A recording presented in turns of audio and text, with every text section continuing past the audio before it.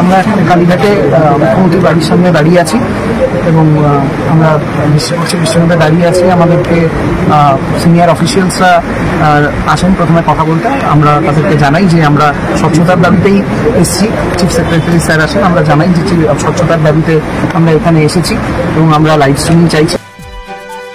অবিশ্বাস্য, অকল্পনীয়, অসাধারণ কিছু দৃশ্য এই দুর্যোগের রাতে, বৃষ্টির রাতে দেখছে গোটা বাংলার মানুষ।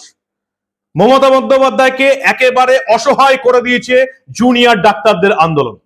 আপনারা জানেন, মুখ্যমন্ত্রী হিসাবে এই জুনিয়র ডাক্তারদের আন্দোলন বাগে আনতে না পেরে আজকে মমতা বন্দ্যোপাধ্যায় নিজের স্বভাব সিদ্ধ ভঙ্গিতে দিদি এই তাস খেলার চেষ্টা করেছেন। হঠাৎ করে পৌঁছে গেলেন জুনিয়র ডাক্তারদের আন্দোলনে, তাদেরকে বললেন আমি তোমাদের দিদির মতন। তারপর কিছুক্ষণ পরেই বৈঠকে যাওয়ার বার্তা দিলেন মমতা বন্দ্যোপাধ্যায়ের মুখ্য সচিব। এবার নবান্নে নয়, কালীঘাটে, অর্থাৎ দিদির বাড়িতে ভাইয়ের মতন করে ঢুকিয়ে যদি এই বৈঠক ভাঙা যায়, এই বৈঠক করা যায় এবং এই আন্দোলন ভাঙা যায়, কিন্তু তাতেও কাজ হলো না। জুনিয়র ডাক্তারদের এরকম অসাধারণ একটা লড়াই আমরাও আশঙ্কিত বোধ করছিলাম যে হঠাৎ নবান্নে মুখ্যমন্ত্রীর পদ ছেড়ে দিদি হয়ে কালীঘাটে নিজের বাড়িতে ডাকছেন মমতা বন্দ্যোপাধ্যায়। জুনিয়র ডাক্তাররা এই পরিকল্পনা শেষ অবধি বুঝতে পারবেন তো? জুনিয়র ডাক্তাররা এই বাংলার যে কোনো রাজনীতিবিদকে চমকে দিয়েছেন।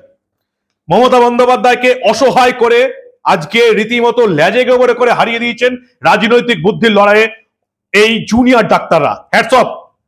আজকেও বৈঠক হচ্ছে না, এখন অব্দি এই প্রতিবেদন যখন করছি শেষ খবর, আজকেও বৈঠক হচ্ছে না।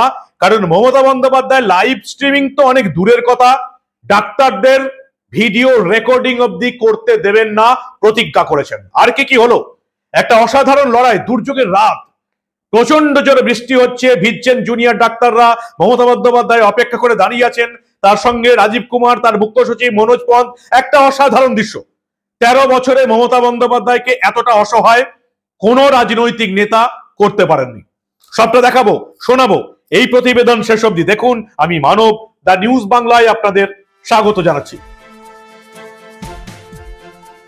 জুনিয়র ডাক্তাররা কালীঘাটে এলেন কারণ মমতা বন্দ্যোপাধ্যায়ের মুখ্য সচিব মনোজ পন্থ তাদেরকে এখন আর নবান্নে নয়, নবান্নে মুখ্যমন্ত্রীর সঙ্গে বৈঠক ব্যর্থ হয়ে গেছে। গতকাল আপনারা দেখে নিয়েছেন, মমতা বন্দ্যোপাধ্যায়কে 2 ঘন্টা বসিয়ে রেখেছিল জুনিয়র ডাক্তাররা। তারপর নবান্নের দরজা থেকে ফিরে এসেছিল, কারণ লাইভ স্ট্রিমিং করতে হবে, স্বচ্ছতা বজায় রাখতে হবে। আজকে মমতা বন্দ্যোপাধ্যায় কিছুটা নমনীয় হলেন। এটা তো নমনীয় হওয়া নয়, তিনি তার নতুন চাল চাললেন, যেটা যারা এতদিন রাজনীতি বোঝে তারা বুঝতে পেরেছে। তিনি নবান্ন আর মুখ্যমন্ত্রী এই দুটো পদকেই ছেড়ে দিলেন। জুনিয়রদের আন্দোলন ভাঙতে আজকে মমতা বন্দ্যোপাধ্যায় হয়ে গেলেন সেই দিদি, আবেগের রাজনীতি করতে শুরু করলেন। ছুটে গেলেন জুনিয়রদের ধর্ণা মঞ্চে, স্বাস্থ্য ভবনের সামনে। সব রাজনীতিবিদ যারা রাজনীতি মোটামুটি বোঝে তারা বুঝে গেছিল মমতা বন্দ্যোপাধ্যায় মুখ্যমন্ত্রী হিসেবে ব্যর্থ হওয়ার পর দিদি তাস খেলছেন।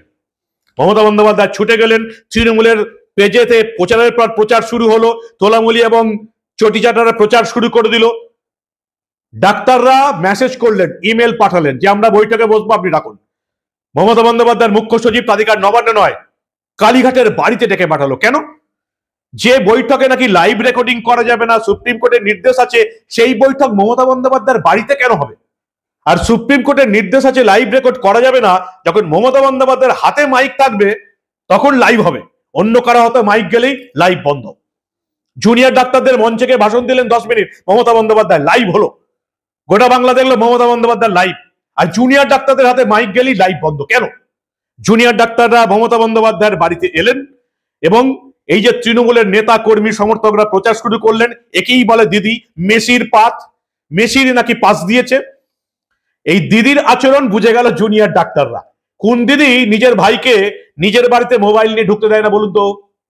বলতে পারবেন না। তোলামুলিদের জিজ্ঞেস করুন, যারা দিদি দিদি করে লাফায়, কোন দিদির ভাই নিজের দিদির বাড়িতে মোবাইল নিয়ে ঢুকতে পারে না, রেকর্ডিং করতে পারে না? জুনিয়র ডাক্তারদের মমতা বন্দ্যোপাধ্যায় ঘরে ঢুকতে হলো মোবাইল ফোন জমা দিয়ে।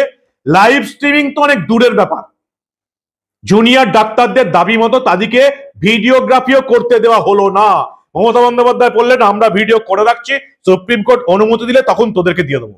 ব্যাস, বেঁকে বসলেন জুনিয়র ডাক্তাররা। ওই যে বললাম না, 13 বছরে কোনো রাজনৈতিক নেতা যেটা করতে পারেননি, মমতা বন্দ্যোপাধ্যায়কে অসহায় করে দিয়েছেন এই জুনিয়র ডাক্তাররা। বেরিয়ে এলেন মমতার ঘর থেকে। নিজেদের মধ্যে আলোচনা করলেন, মুখ্য সচিব শাসানি দিলেন, এবার কিন্তু বৈঠকটা করা উচিত। মনোজ পন্ত বুঝতেই পারেননি কাদেরকে শাসানি দিচ্ছেন, যাদের পেছনে গোটা বাংলার ডাক্তাররা, গোটা ভারতবর্ষের ডাক্তাররা অপেক্ষা করে আছে, সঙ্গে আছে, তাদেরকে হুমকি দিচ্ছেন মমতা বন্দ্যোপাধ্যায়ের মুখ্য সচিব। ভুলে গেছিলেন তার পদমর্যাদা। মুখ্য সচিব মনোজ পদ হুমকি দিলেন বৈঠক করতে হবে, জুনিয়র ডাক্তাররা পাত্তাই দিলেন না মুখ্য সচিবকে। মমতা বন্দ্যোপাধ্যায় অপেক্ষা করে আছেন, কালীঘাটের বাড়ির সামনে দরজা ধরে দাঁড়িয়ে আছেন। একদিকে রাজীব কুমার, ছাতা হাতে অন্যান্য সরকারি অফিসাররা। অবিশ্বাস্য দৃশ্য। আমি 13 বছরে মমতা বন্দ্যোপাধ্যায়কে পরপর দুদিন ঘন্টার পর ঘন্টা কারোর জন্য অপেক্ষা করতে দেখিনি। আপনারা দেখেছেন কি? এই ছবিগুলো দেখুন।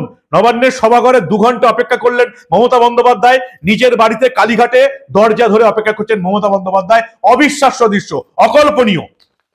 এখন অব্দি এই প্রতিবেদন যখন শুরু করছি, শেষ আপডেটেড খবর, জুনিয়র ডাক্তাররা কালীঘাটের বাড়িতেই আছেন। ভিডিও রেকর্ডিং করতে না দিলে বৈঠক হবে না।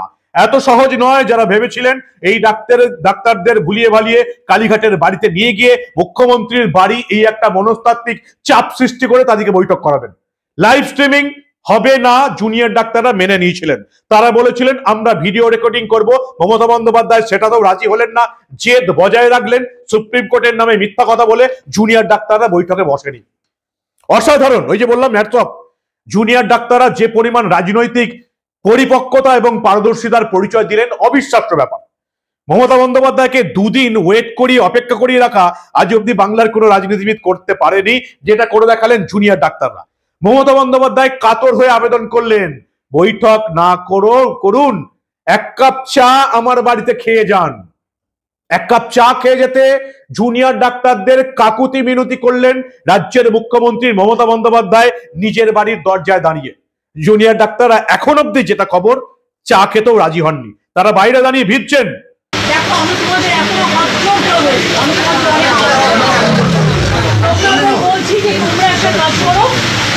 আমিও কিন্তু 2 ঘন্টা তোমাদের জন্য অপেক্ষা করছি। তোমাদের প্রত্যেকে ছাতা দেওয়া হয়েছে, সামনে বসার ব্যবস্থা করা হয়েছে।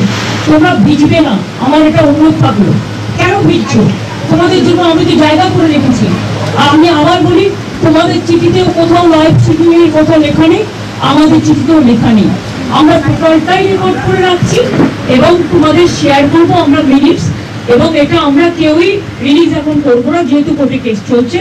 আমরা এটা সময় মতো, কোর্টের কেসটা একটু শেষ হয়ে গেলে তোমাদের দিয়ে দেবো। তোমাদের কেউ একদিন ওয়াচ করতে পারো যে আমরা টোটালটাই রেকর্ড করবো। নিশ্চিন্তে থাকো, এইটুকু আমার প্রতি ভরসা রাখতে পারো।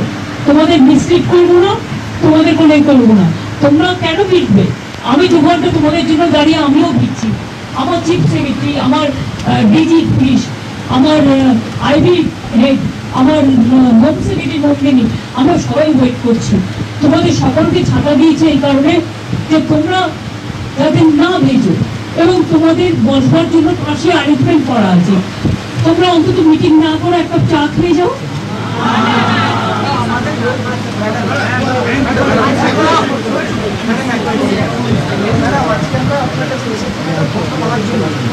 এসো না, আসছে না কেন? ভেতরে ঢুকছে না কেন? আমাদের ওই ভিডিওটা আমরা যদি নিয়ে না যেতে পারি, যারা আমাদের এই যে আমরা জিজ্ঞেস করলেন ম্যাডাম আমরা কেন দিচ্ছি, কারণ ম্যাডাম আমাদের যারা এখন ওখানে আমাদের ব্যাচমেট বন্ধুরা, শোনো আমি একটা কথা বলি, তারা তো তোমাদের টাস্ক করে পাঠিয়েছে। তোমাদের আসার কথা ছিল 15 জন, তোমরা এসছো 40 জন। একটা লোকের বাড়িতে তুমি বলো 40 জনের কি বসার জায়গা থাকতে পারে? তা সত্ত্বেও তোমরা ছোটরা এসছো।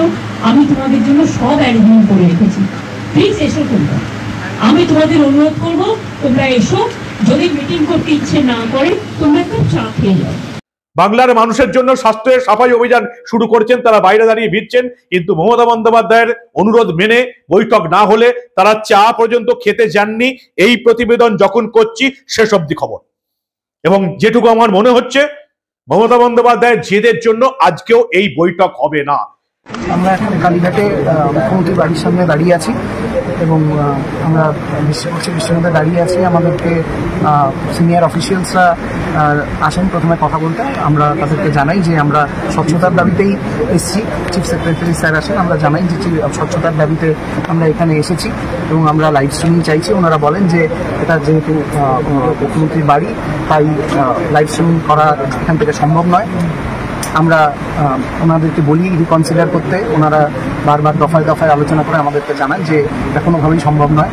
আমরা নিজস্ব ভিডিওগ্রাফার নিয়ে এসেছিলাম, আমাদের ভিডিওগ্রাফারকে আমরা বলি যে ভেতরে নিয়ে যাওয়ার অ্যালাউ করতে, এবং ভিডিওগ্রাফির ফুল প্রসেসটা যাতে আমরাও করতে পারি, দ্বিপাক্ষিক একটা যাতে ভিডিওগ্রাফির ব্যবস্থা হয় সেই কথাটা আমরা ওনাদেরকে রিকোয়েস্ট করি।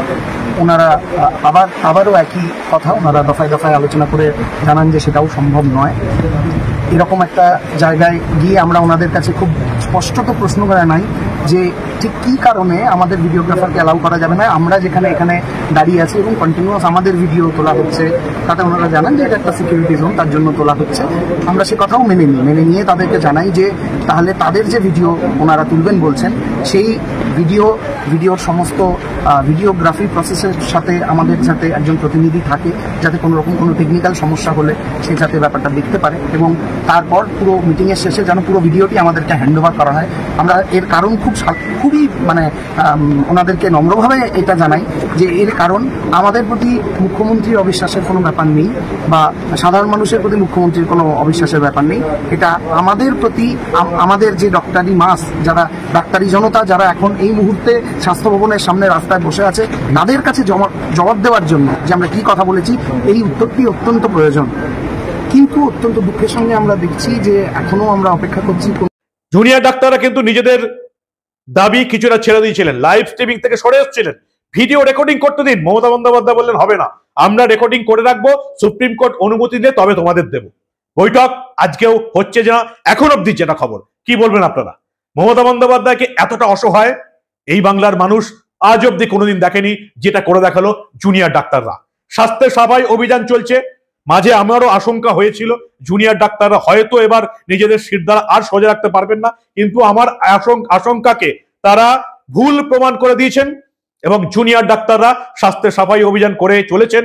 আপনারা পাশে দাঁড়িয়ে আছেন, আমরাও তাদের পাশে আছি, এভাবেই তাদের পাশে থাকবো, এবং শুধু এটুকুই আশা করব তারা কোনো রকম লোভেই বা ভয়েই তাদের শিরদাঁড়া বেঁকিয়ে এইরকম ভাবে শর্ত রেখে বৈঠক করবে না। মমতার শর্ত রেখে, নিজেদের শর্ত 5 দফা দাবি মেনে ভিডিও রেকর্ডিং করে বৈঠক হবে, এটাই চলবে। কি বলেন আপনারা? আপনাদের মূল্যবান এবং গুরুত্বপূর্ণ মতামত জানান দা নিউজ বাংলার কমেন্ট সেকশনে। আর দেখতে থাকুন দা নিউজ বাংলা। আমরা এই ধরনের কোনো খবর চেপে রাখতে দেব না।